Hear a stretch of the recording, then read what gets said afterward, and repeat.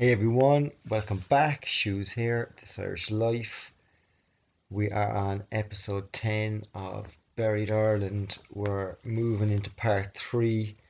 We have cranked up cranked up the story a notch. We've turned their crystal technology world into an all-out wireless um, Android controlled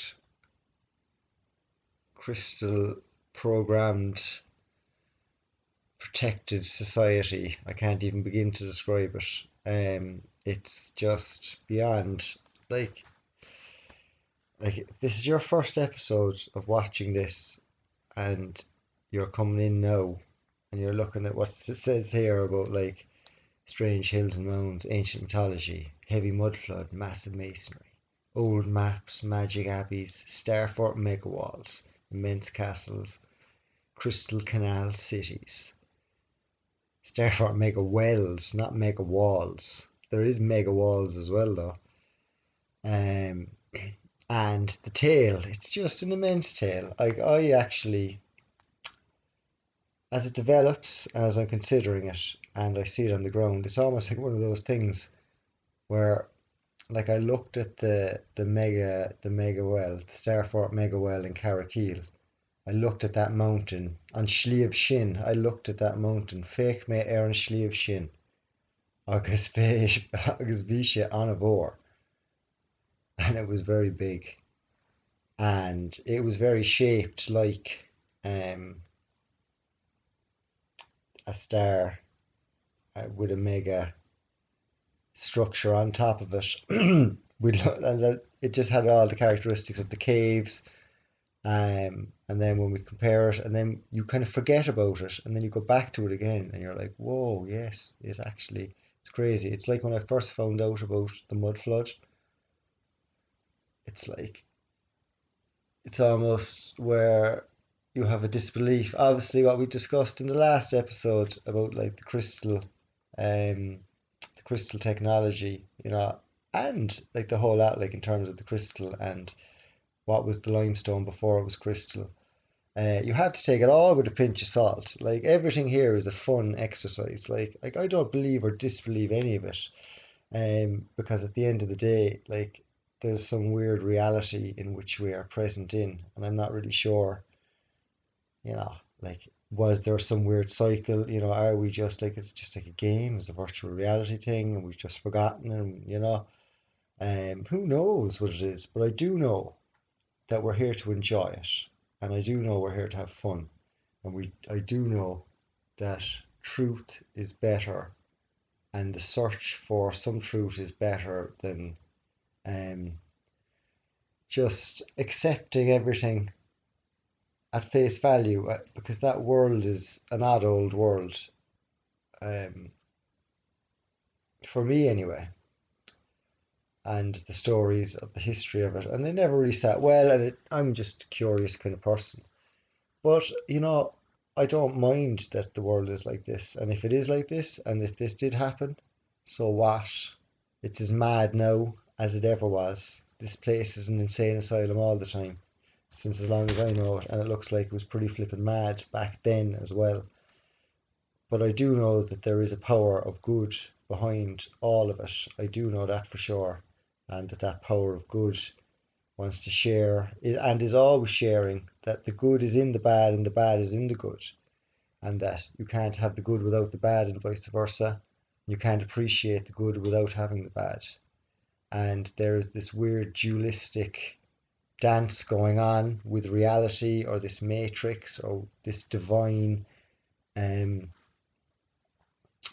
I suppose, womb of creation, even, um, with the duality, but the duality is actually the same. As Alan Watts would say, that like it gives itself away by that they're so opposite, but they're related, because you can't have one without the other. You can't have in without out. You can't have black without white.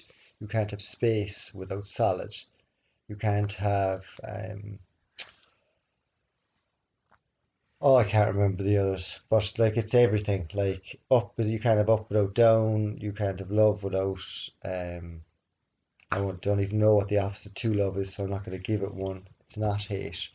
Um, so whatever is going on, I suppose this one got very philosophical, but I suppose I'm feeling philosophical at this stage of the series and the evening that's in it. Um, I think that just making the best, like making the best of what we have is important. And the world is always crazy, and we're not going to change the world, but we're allowed, like, the power of good is always in everything. So, like, we look sometimes at popular culture and the world itself and technology, and we think, oh, that's bad, that's bad.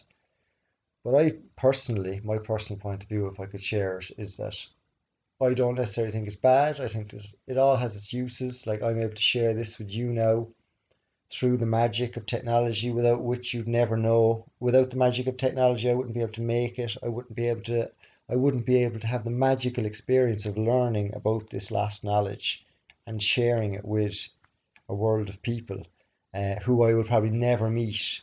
And I don't aspire to ever meet anyone who listens to this. I just want to be a normal person, to live my normal life, and just have just have my life to myself. And I think everybody else should do the same, and to just enjoy what they enjoy, and try to multiply it without just multiply it with, I'm trying to put a good word on it, I suppose, with expectation or with enthusiasm. So, like, not with worry. Like, we spend our life so often with worry. And I think it's good to have enthusiasm for the future and look at the possible best case scenario rather than the worst case, because they exist together. God, this one got very philosophical, didn't it? Anyway, we're going to have to hit it. I don't know how long that's going. 7 minutes. Doug will be killing me now for talking about time. Anyway, we're going to go straight in, and we're going to get back into the story of what's been going on. And we're going to pick it up with Ishnak again, centre of Ireland, right here in the centre of Ireland. And I once again just noticed something, and I'm sure maybe other people have noticed it before me. I don't know. Maybe other people have pointed this out before me. I don't know. I hope they have. It would be great. I could build on their stuff. Like Colin. Like, I'm sure Colin's probably got some fantastic starforce.org. I'm sure he's got some fantastic insights into this that I haven't thought of. So what I noticed is that the hill of Ishnak is here, right? This is where Ishnak is, right in the centre of this circle, if you follow me, right? So I had another revelation there, that going back to the story of, look at that circle, and try and make out some more circles as I'm talking. And look at that circle. Whoa! Are these big circles everywhere? Is that what we're going to start finding now? Just big circles all over the place, probably. Because I do see a gigantic one there. But focused on this circle first, just before we explode our minds immediately. I just saw this and said, "Oh, that's interesting. I'll discuss that there in a minute." Big well, big well. Hill of Ishnak at the centre of this circle, and these are lakes. No, these are not lakes. These are bogs. Are these bogs or lakes? Are these lakes? No, they're bogs. Are they? I thought they were lakes. Now I'm thinking they're bogs. Buffer up for me there, please.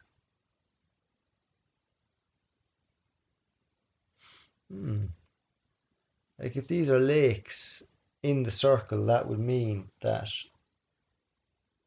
these were obliterated. What are these? Is this? This is a mound. This is rock, is it? What's going on here? We're definitely going to have to go for a look at this. I didn't realise this was here at all. And this is a big block of concrete, is it? I thought it was a lake. Maybe it is. It's not a lake. It's got to be it's just, what is that?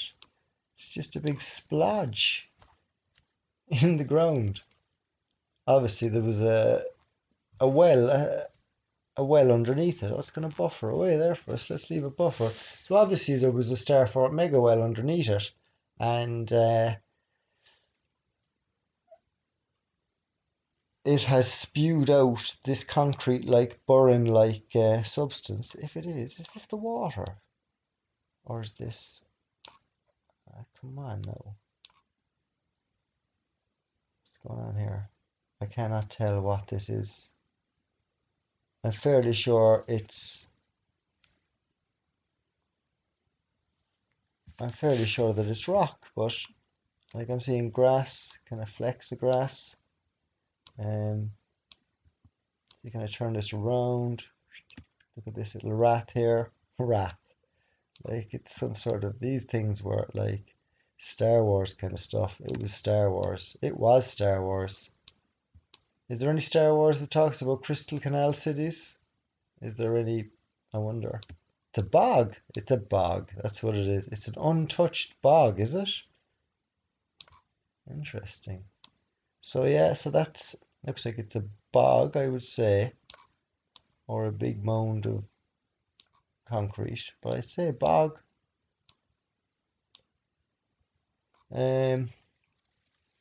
So there is a ring. We're going to look to see if we can see the ring. There is a ring going around the hill of Ishnak, which is where? Which is where now? We'll just straighten this up. There we go. That's it here.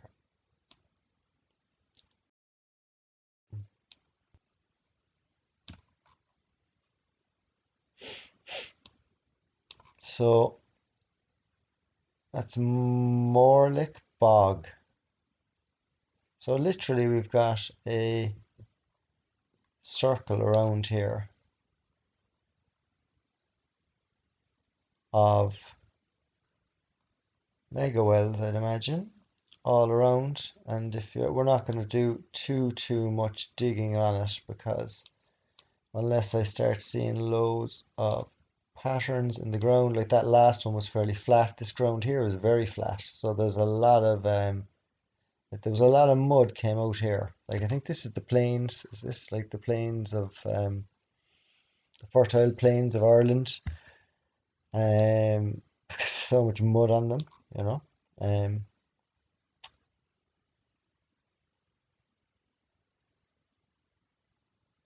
So that's Ishnak, right? Where Eru made the deal with, what's his name, American, and that was the end of the Tuatha De Danann, and they went under the ground. What's this here? Look, this shape. It follows the river there. That one though, that's the river. Like, this would have all been canal. Like were the Irish fiefdoms, they were all different canal cities. Some got it worse than others, like the Wicklow Mountains here. I know if anyone's dropping into this, like, what is this fella on about? Like, I don't see it at all. If you look, if you're watching my videos from here, you should definitely... you've started way too late. Way too late. There is several hours of build-up material before this is reached. But Starfort mega wells, which are essentially starforts that are covered in mud, which are gigantic fortresses that have huge buildings on top of them, such as, just in case, I think this is it's always a good reminder, isn't it? Like, it was a good reminder just to pull it back, because the landscape is just so covered in dirt. Oh no, this is the one. This is my favorite. Where are we going here now?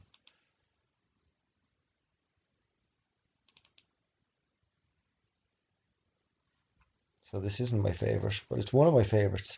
So once again, oh, there's the other one. Like, this is my favorite. I'm thinking Ishnak. I'm thinking the middle hill, the big Ishnak hill, is this. Something like this, right? Or something like this. Something high, something where the mud is, it's relatively not too steep a gradient. And then for the ones in the mountains, maybe I'll talk about them when I get there. But these ones on hills, I think that these are the hills. If you covered this and you put it in the middle of Ireland and you took a couple of knocks out of it and made, you know, wrecked it up, this is what you'd end up. You'd end up with a hill of Ishnak type of scenario. And as I said, if you're coming into the videos late, you haven't seen the hill of Ishnak already, and the direction and the dimensions of it. I'll put it in the videos a bit more detail about what's in each video so that you can understand what the topics are, what topics are covered, because each video is a kind of a fairly set range of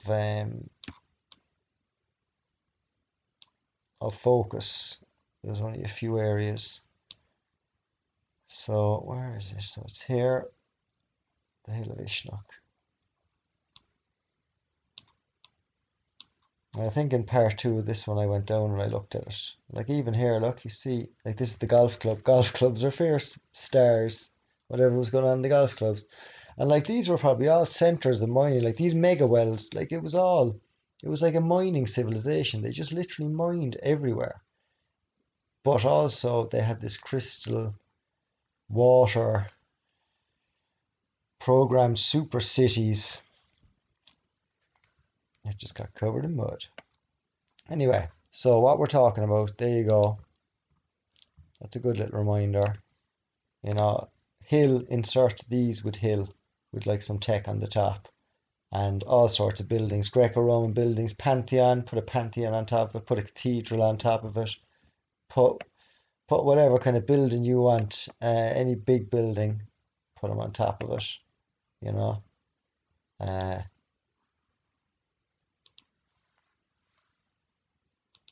Next stop is, right, where are we? Next stop is, oh yes, so this is going to be interesting. So we started in Burr earlier on. We looked at this thing here in Burr.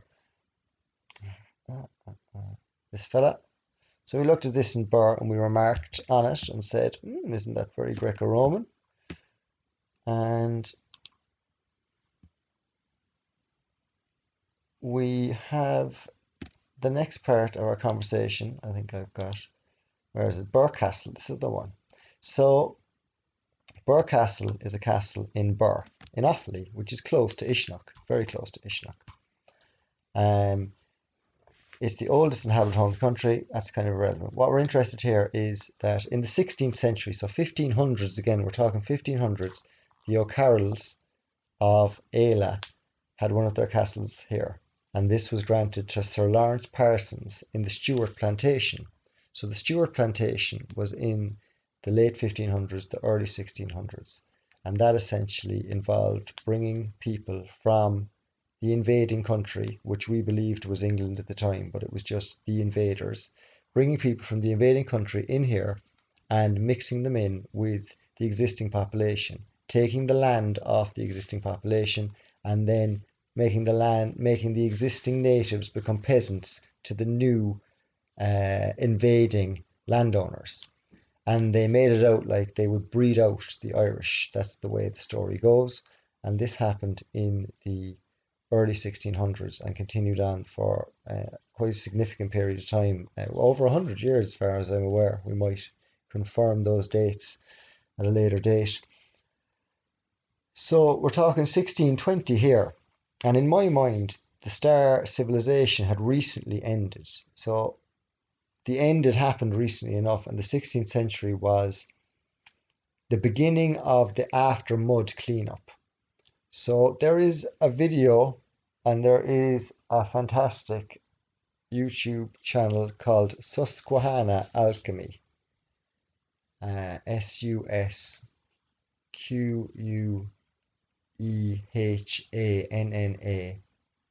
and then alchemy, Alchemy. And he has some videos on the Susquehanna River in New York, and he doesn't go into anything about stars or anything like that, but he talks about John Dee and the English, or the invaders, that in America in the early 1600s there was a whole plantation going on there as well. So there was a plantation going on everywhere in the world, and he talks about John Dee, who was advisor, supreme advisor to the Queen at the time. I'm not sure who she was, but he was tasked with basically casting spells on the Susquehanna River, and the goddess of the Susquehanna River is Paris. So, not Paris, sorry, Isis. Isis is the goddess of the Susquehanna River, as she is the goddess of the Seine and the goddess of several other rivers. And Isis could well be Eru as well. She could be that mother goddess who allowed her rivers to be usurped by the crystal mining civilization. So obviously at the beginning there was a bargain, we remember in the story, between Dalebath and Ersenmas.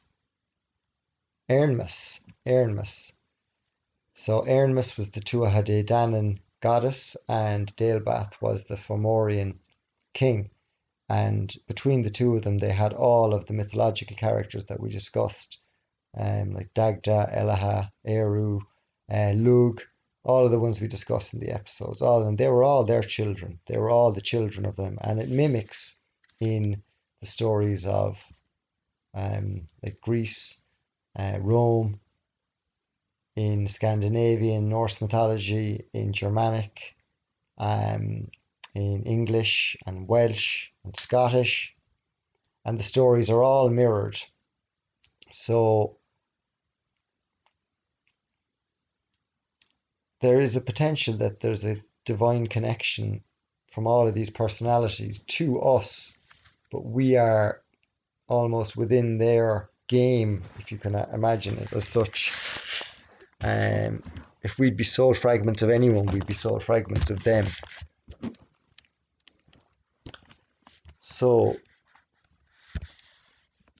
that aside, we're talking 1600. That's why I'm talking about that. Like 1600 is when the final cleanup was happening. The flood had happened, the invaders had won, and they were installing the new base of power, and just literally coming in, and the natives are distraught from the cataclysms and the wars. They're probably just running around. They have no idea what's going on. Who knows what kind of population it was as well, like in this civilization. So we'll get to the interesting part of this here. The castle was twice besieged in the 17th century, and one of the towers still shows the scars of the artillery of Patrick Sarsfield, 1st Earl of Lucan, who tried unsuccessfully to take it. The castle remains the seat of the Earls of Ross. So the Ross, I mentioned the Empire of Ross in many episodes. Remember that, the Empire of Ross. And is home to the current peer Brendan, 7th Earl of Ross, with family members in the demesnes. So to this day, Burke Castle is still the seat of the Earls of Ross. As a family home, most of the castle is only open to the public, On special occasions, through 3 rooms can be visited routinely through the domain's visitor centre. The domain. So that's Burke Castle, and what I'm pointing out is that the name of Ross. The Rosses were it's like a Norman. I don't know. Is it a Norman name? I haven't looked into the etymology of the name Ross, but I do know that in my thinking it is an old name for like Fear Bullock, and who were essentially, they were all the same people. So next, that going? Oh yeah, sorry. So remembering Ross and the Empire of Ross. So the Empire of Ross, to give you a bit of an idea, if you don't already know what it was, or what it is speculated to be. I learned about the Empire of Ross from Philip Drezinin, who introduced the idea of Tartaria and Mudflood to me probably a couple of years ago. And the Empire of Ross is, and he's broken down this type of information as to where he gets his conclusion from. I'm not sure if he has more information, but I'm speculating here. I don't know, is he speculating or is he saying it's true? But it looks like this would be the direction of the lineage of the people of the Crystal Canal cities. He or they were the families, they were the Fear Bullocks, they were the children of Nemed, should we say. They were the builders of this world, and possibly the builders of all the weird T1000 tech that also existed possibly during this time. It's mad to even think that, isn't it? When you go that high tech, but it's not. It's just Star Wars. It's literally, I'd say Star Wars is probably true. It's probably totally true. Imagine that. It must look Star Wars. Like, that battle that happens up in Malin Head. Like, I wonder, was that a real battle? I wouldn't be surprised. I must check that out, see what was the battle at Malin Head. I'm sure there was one. So, the Empire of Ross got broken up because of the Wars of Ross, or the Wars of the Roses. And they are the civil wars, and they mimic the wars that were happening between the Fear Bullocks and the Tuatha Dé Danann and the Fomorians. And all of those infighting wars, like maybe the civil wars were common all over the world. Like everything seems to be mirrored everywhere. But for some reason in Ireland, we have really, really good exact locations for battles that have infrastructure left that's visible to see. Whereas I don't know if it is in other cultures and other histories of other countries. I don't know if there's the same level of alignment between the geography and the stories and yeah, pretty much just the geography and the stories, I suppose. And the masonry combined with the geography, of course. I didn't expect to see so much masonry hidden under mountains. So what I propose is that the War of the Roses is a reflection of these civil wars that were happening all over the realm. And in Ireland, it was between the Fear Bullocks, the Fomorians, the Tuatha Dé Danann. It was Macrana, MacEcht, and McCool. It was the same, the three people arguing with each other. So the War of the Roses here, we've got like two people arguing with each other, as they say it. But I reckon that there were many different factions of Roses who were taking many different sides. I suppose maybe there was two sides in the end, and that's the way it was working. There ended up two sides, and it was like Fear Bullock Normans versus Tuatha Dé Danann / Fomorians.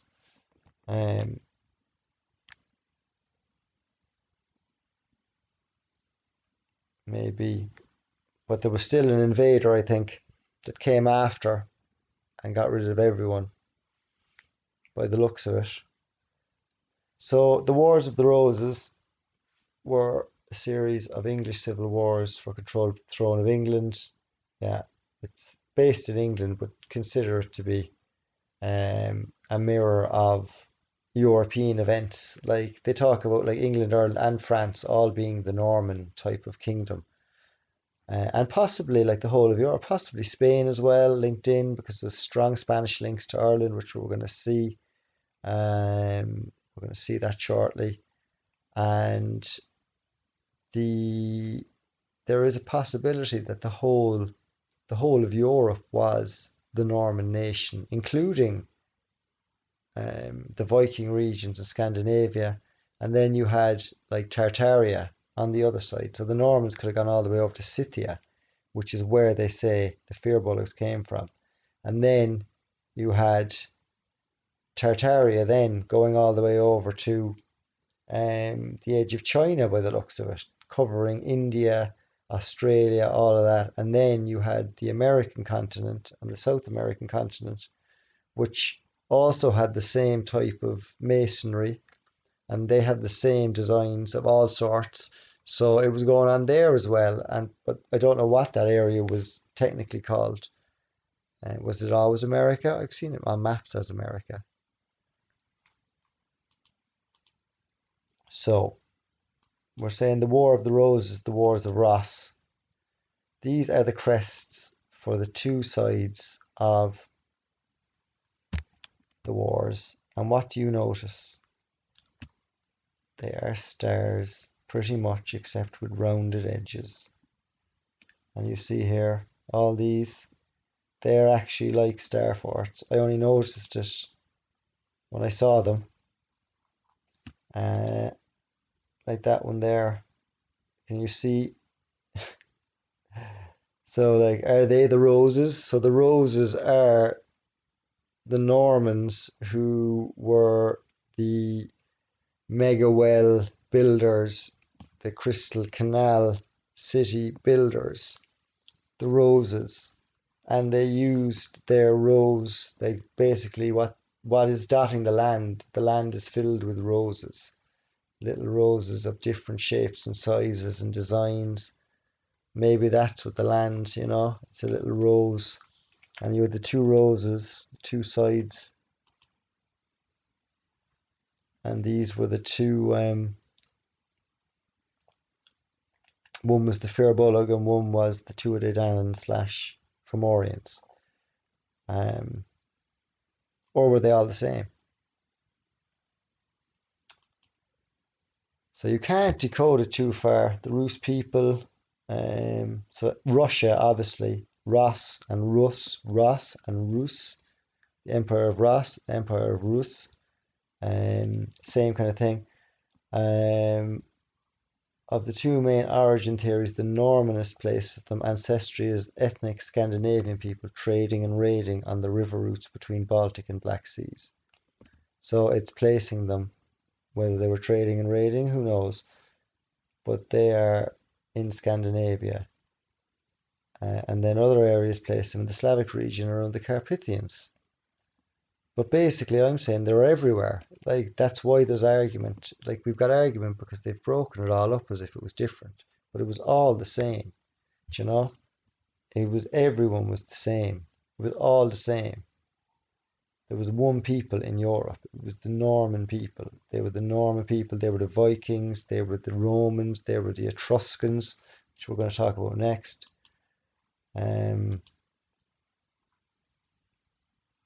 Where's the Etruscan one? The Etruscans. See, Rus, R-U-S, Etruscans.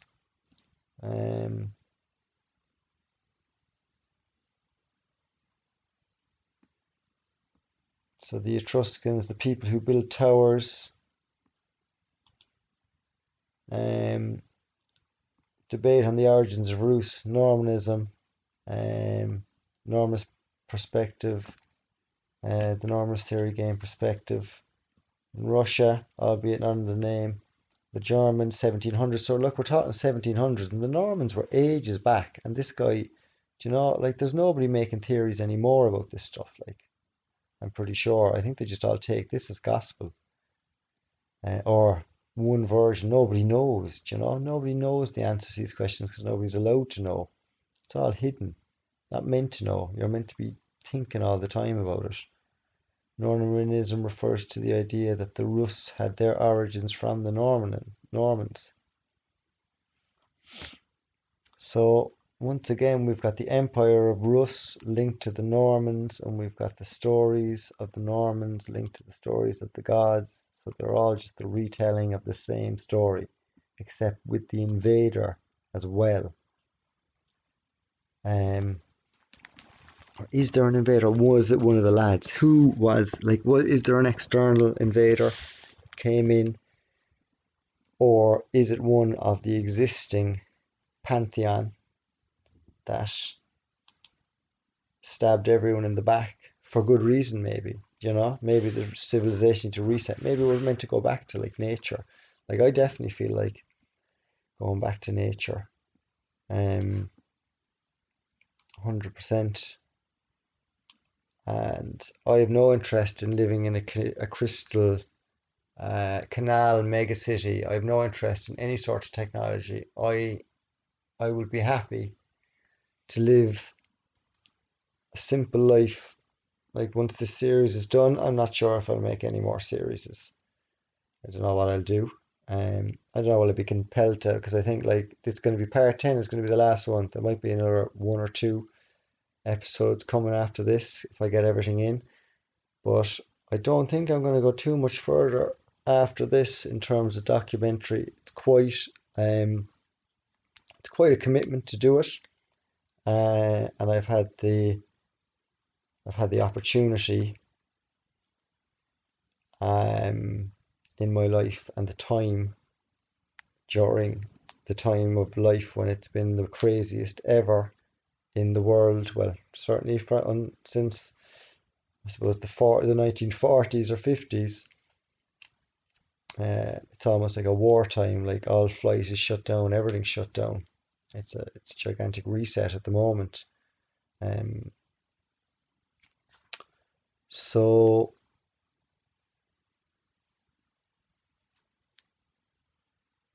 we're going to crack on with the Sea Peoples.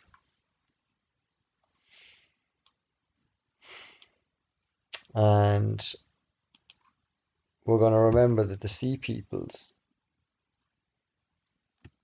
are potentially the Etruscans.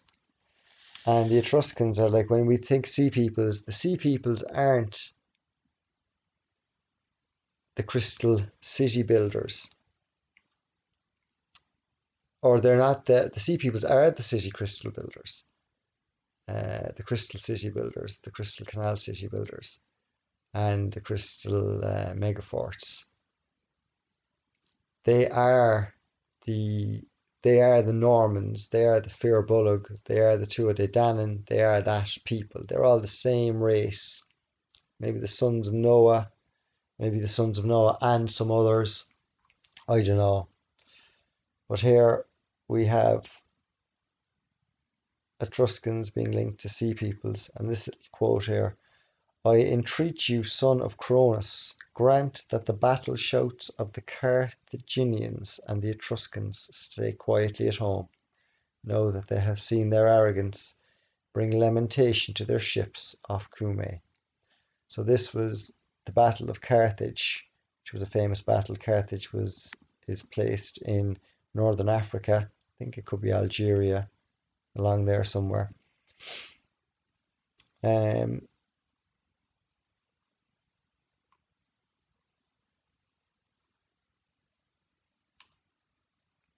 Moving to the next one, Sea Peoples and Etruscans there. So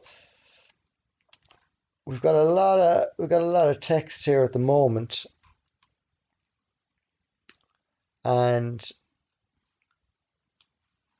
we're going to consider, before we carry on,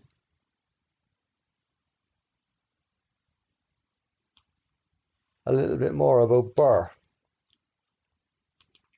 because Burke Castle is worth a quick little look, and Burke is worth a quick little look. because this is the area where, as we said, the final battles were taking place. This little star here. And there was some fantastic, like this is potentially one of the last places of the roses. Like the roses exist. We're all roses, I'd say. We are the displaced people of these wars, you know. I think I don't know, but I think that as a people we wouldn't have enslaved each other in the way that we've now been enslaved. But I think the way society is today is the only way to get society back to where it's going to be. I think that we came from what it looks like to be a very technologically advanced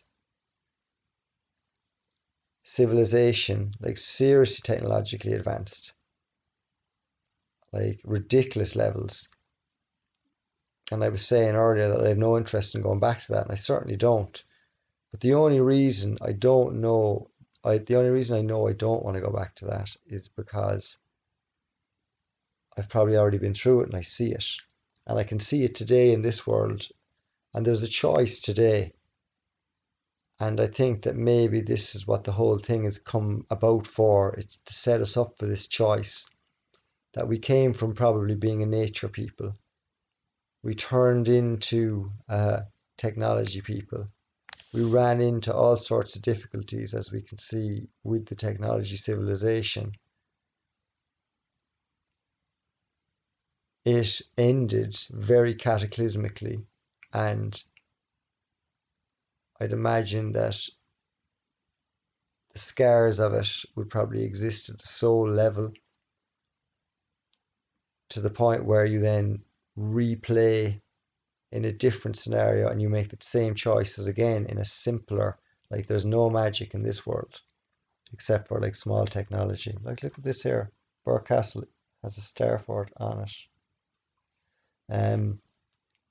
So we'll have the option whether we go with the technology or whether we go with the nature.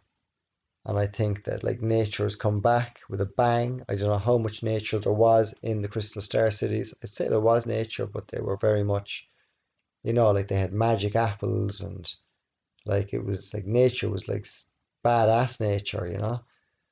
Magic apples and magic this and magic that and magic hazel trees. It makes you see the future and like, the well of Segis with the hazelnut tree. If you remember from episode 1, the very first episode, the well of Segis that had the hazelnut in it, and the salmon that ate the hazelnut, and then you could eat the salmon, you could get the wisdom, and the story of the salmon of knowledge of Ireland that comes from that.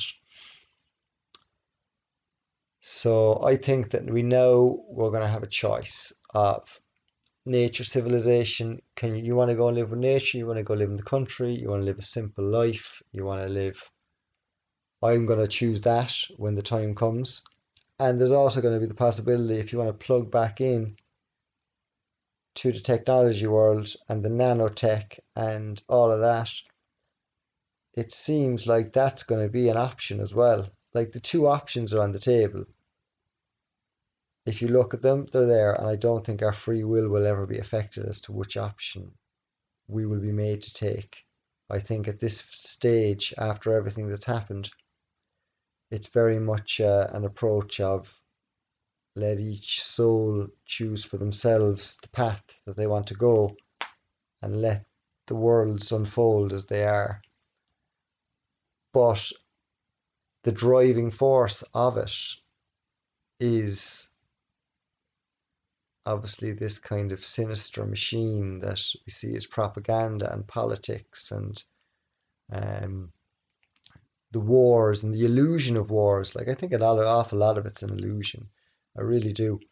And I get the feeling that it's almost like the bad guys are the good guys, but we're the bad guys. We needed to be taught a lesson, or we needed to come to a realization, or we needed to drown in our own addictions, one or the other. We either realize how addicted we are to this physical world and we unplug from it and we rebalance ourselves to nature, or we go all in with the tech. You get nano stuff, you get fucking botted up, and you live in the mad nanotech world. But you get to choose. But in order to choose both, in order to choose one of both, you have to be given the option of sinister tech world and make it look sinister so that you know all the bad things that come with it. And you can choose, you have the opportunity to learn. Like, and I'm not saying that it's all bad. It's definitely not. Like, I mean, like regrowing arms and stuff. I mean, who knows? I don't know. I think the potential for these things to be abused is huge, and that's where the danger comes in. There's nothing good or bad in and of itself, I don't think, but the hand of man or woman makes it so. So, in saying that, I think that this was a super tech world. This was a star. This was an actual star fort mega well right here. We can see, we saw the fort. Look, this is a star fort just sitting in Burke Castle, which is of the Rosses. The Leviathan is, what's the Leviathan?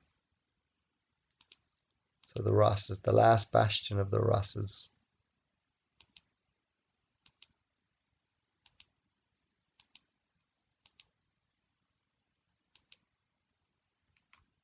It would be good if I was on the right folder, wouldn't it? Burke Castle.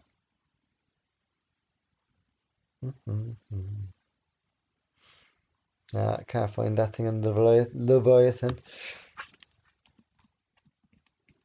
So right beside Burke Castle here, we've got this large mega well. You can see all the patterns. It's all stars there around. You can see the edging. You can see here. This is a bog. Once again, all the bogs. All the bogs are Starfort mega wells.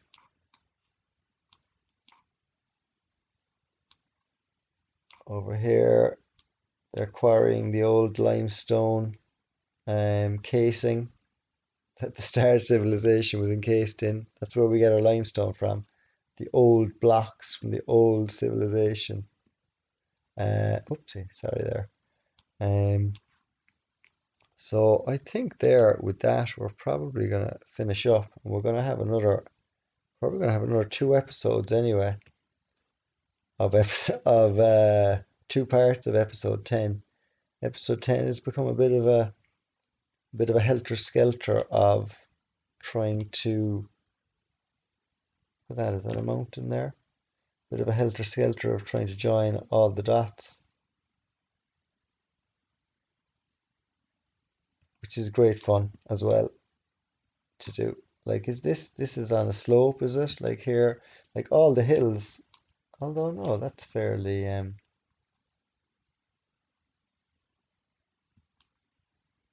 see, that is fairly flat.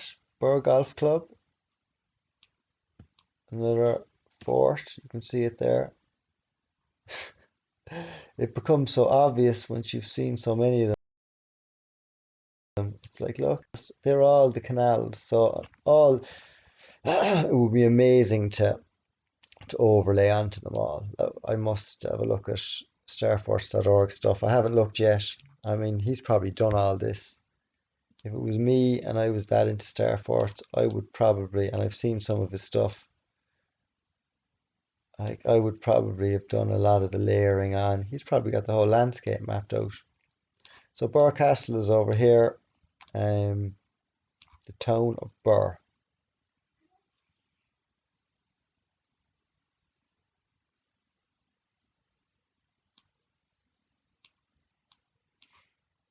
Not sure what's in the middle here. Is that literally, and you know what? This is very common. This step up, that stark step up. And I've seen many of these examples.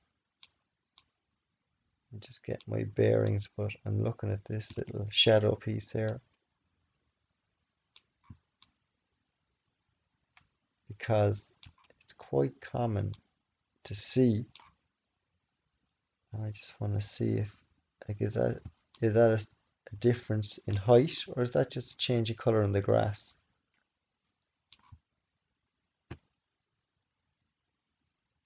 It looks like it's just the grass, is it? Thought it was a difference in height. It could be a slight difference in height, a slight dip down, onto the next level, because that's what it looks like. I wonder if I drop onto the ground. It's worth a drop. It's worth finding out. We'll get on there now. You see it from here. And it's an ever so slight gradient everywhere. Just ever so slight. But it's all over the place. Now,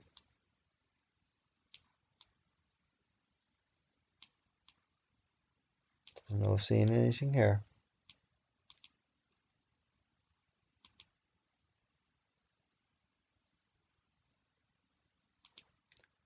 Get down to here. Now,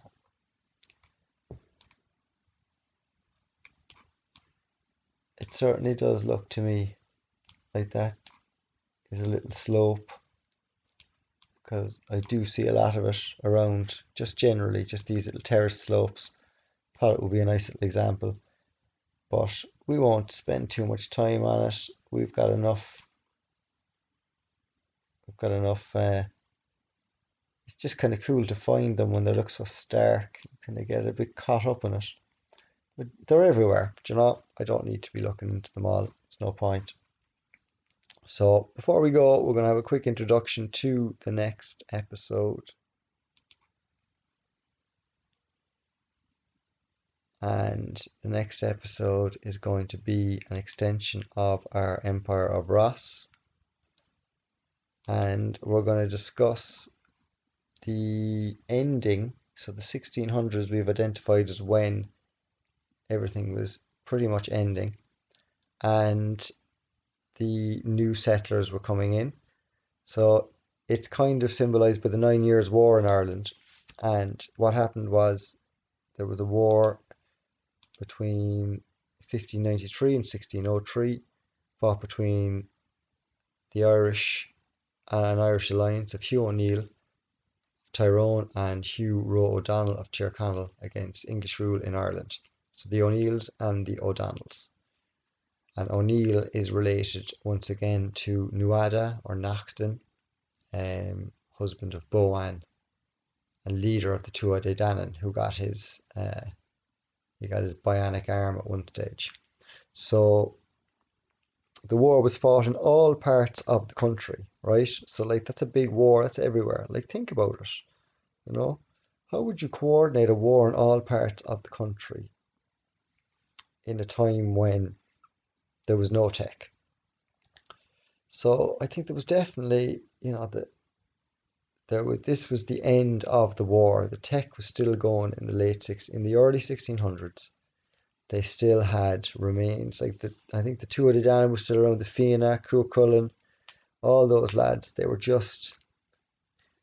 finishing. It was the end of it, and maybe it's because they weren't able to regenerate their bodies. Maybe that's what the gods were doing. Who knows? Were they the ones who kept regenerating? And that's why, maybe they were just in cloned bodies the whole time since who knows how long, and then they lost their ability to continue to recreate themselves, and then they had to disappear. All of their infrastructure was gone, and they just couldn't survive anymore, and they just died out, disappeared, like Cuchulainn, all the Fianna, Fionn McCool, all those lads, they all just disappeared. And was that around the 1600s? Because in 1607 we had the flight of the Earls when these two lads, Hugh O'Neill and a couple of all their close buddies, they left Ireland forever. And that's when the plantation of Ulster began in earnest, and it was the most successful plantation, and it continues to be held by the the UK own Northern Ireland still.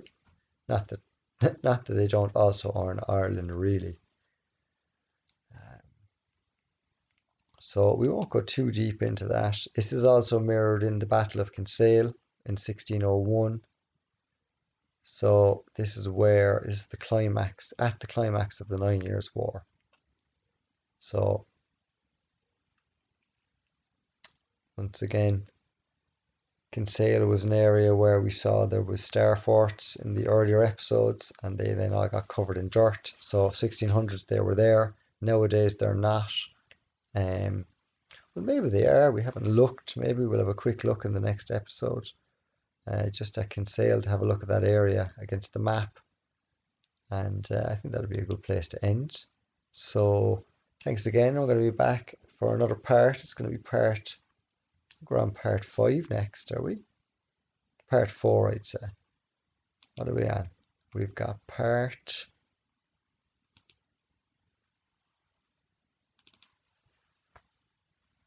2. So this is part 3. Next one's part 4. Ah, yeah. So I'll see you in part 4. Think good thoughts, lads. It's been a pleasure. Been a pleasure.